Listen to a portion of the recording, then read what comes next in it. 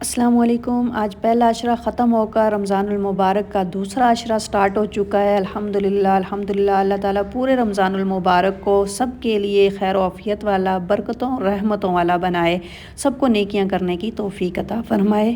اچھا جی، آج میری ویڈیو صبح کے کام سے سٹارٹ ہو رہی ہے۔ آج سحری کے ٹائم میں ریلیکس تھی کہ آج بچوں کو سکول بھیجنے والا کام نہیں تھا، لیکن سحری کے ٹائم پھر میری یہ چھوٹی جو میشو ہے نا، یہ جو پھرتی ہوئی آپ کو نظر آ رہی ہے، میں اس کو اپنا میشو بولتی ہوں، یہ میری چھوٹی بیٹی ہے، لیکن صبح صبح سحری کے ٹائم یہ اٹھ گئی اور اس نے مجھے اتنا تنگ کیا، اتنا کہ رو رو رو کے اس نے برا حال کیا، اور میں نے جو ہے نا اس پہ دم کر کر کر کے اس کو میں نے سلایا۔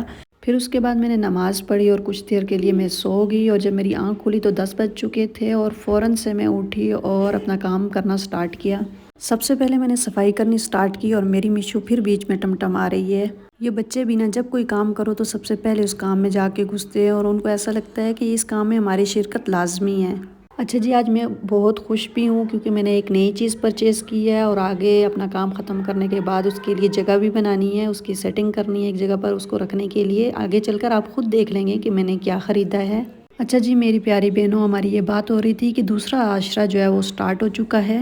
پہلا عشرہ جو ہے وہ رحمت کا ہوتا ہے، دوسرا عشرہ جو ہے وہ مغفرت کا ہوتا ہے، اور تیسرا عشرہ جو ہے وہ جہنم سے نجات کا ہوتا ہے۔ جیسا کہ پہلا عشرہ رحمت کا ہوتا ہے تو پہلے عشرے میں ہمیں یہ دعا مانگنی چاہیے، رب اغفر وارحم وانت خیر الراحمین، کہ اے میرے رب مجھے بخش دے اور مجھ پر رحم فرما، اور تو سب سے بہتر رحم کرنے والا ہے۔ تو زیادہ سے زیادہ اللہ تعالیٰ سے رحمت مانگتے ہیں پہلے عشرے میں، لیکن دوسرا عشرہ جو ہے وہ مغفرت کا ہے، تو دوسرے عشرے میں ہم یہ دعا پڑھتے ہیں، استغفر اللہ ربی من کل ذنب واتوب الیہ، میں اللہ سے اپنے تمام گناہوں کی معافی مانگتی ہوں اور اسی کی طرف رجوع کرتی ہوں۔ اور یہ دوسرا عشرہ جو ہے یہ مغفرت کا کہلاتا ہے، اور تیسرا عشرہ جو ہے وہ جہنم سے نجات کا عشرہ کہلاتا ہے، اور اس میں ہم یہ دعا پڑھتے ہیں، اللہم اجرنی من النار، اللہم اجرنا من النار بھی پڑھ سکتے ہیں، اے اللہ مجھے جہنم کی آگ سے بچا لے۔ اس عشرے میں زیادہ سے زیادہ استغفار کریں، اللہ تعالیٰ سے اپنی بخشش مانگیں، اللہ تعالیٰ کو راضی کریں، اور کوئی بھی نیکی ہے تو اس کو چھوٹا سمجھ کر چھوڑیں نہیں۔ آپ اس مہینے میں چھوٹی چھوٹی نیکیاں کیسے کر سکتی ہیں؟ آپ کسی دوسرے کی ہیلپ کر دیں، مثال کے طور پہ اگر آپ کے گھر میں کوئی ہیلپر ہے، آپ کا کام کرنے والی ہے، تو آپ اس کے اوپر جو کام زیادہ ہے اس کو آسان بنا دیں۔ اگر زیادہ کام ہے تو اس سے بولیں کہ آدھا آج کر دے اور آدھا کل کر دے۔ اگر کام بہت زیادہ ہے اور آپ صاحب استطاعت ہیں، آپ ایک اور ہیلپر رکھ سکتے ہیں تو آپ ایک اور رکھ لیں اور کام کو ڈیوائیڈ کر دیں، ایک ہی کے اوپر اتنا بوجھ نہ ڈالیں، اس کے روزے کا بھی خیال رکھیں، یہ بھی آپ کی نیکی ہوگی اس کے ساتھ۔ یہ ایسا مہینہ ہے کہ اس کا اول حصہ اللہ کی رحمت ہے، اور درمیانی حصہ مغفرت ہے، اور آخری حصہ آگ سے نجات ہے۔ جو شخص اس مہینے میں ہلکا کر دے اپنے غلام کے بوجھ کو، اللہ تعالیٰ اس کی مغفرت فرماتے ہیں اور اس کو آگ سے نجات عطا کرتے ہیں۔ اس حدیث مبارکہ سے معلوم ہوا کہ اپنی ہیلپر کے ساتھ آسانیاں کریں، ان پر بہت زیادہ بوجھ نہ ڈالیں، اللہ تعالیٰ آپ کو بہت بڑا اجر عطا کرے گا۔ اسی طرح کسی کا روزہ افطار کروا دیں۔ حضرت سلیمان رضی اللہ تعالیٰ عنہ کہتے ہیں کہ نبی علیہ الصلوۃ والسلام نے شعبان کی آخری تاریخ میں ہم لوگوں کو واعظ فرمایا کہ تمہارے اوپر ایک مہینہ آ رہا ہے جو بہت بڑا مہینہ ہے، بہت مبارک مہینہ ہے، اس میں ایک رات شب قدر ہے جو 1000 مہینوں سے بڑھ کر ہے۔ اللہ تعالیٰ نے اس کے روزے کو فرض فرمایا اور اس کے رات کے قیام یعنی تراویح کو ثواب کی چیز بنایا۔